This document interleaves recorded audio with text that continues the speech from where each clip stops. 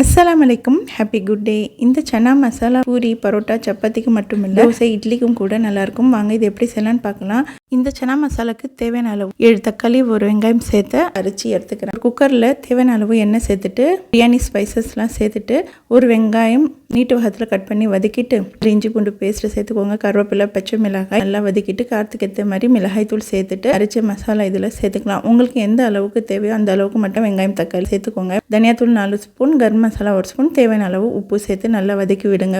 ஊற வச்ச சன்னா இதில் சேர்த்து நல்லா மிக்ஸ் பண்ணணும். வெங்காயம் தக்காளியோட பச்சை வாசனை போகிற அளவுக்கு மிக்ஸ் பண்ணி விட்டுட்டு தேவையான அளவு தண்ணி சேர்த்துட்டு வேக வச்சு எடுத்தால் சூப்பர் டேஸ்டியான சன்னா மசாலா ரெடி.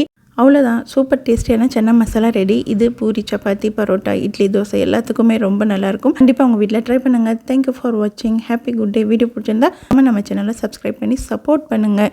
சப்போர்ட் பண்ணுற எல்லாருக்குமே ரொம்ப ரொம்ப ரொம்ப தேங்க்ஸ். தேங்க்யூ.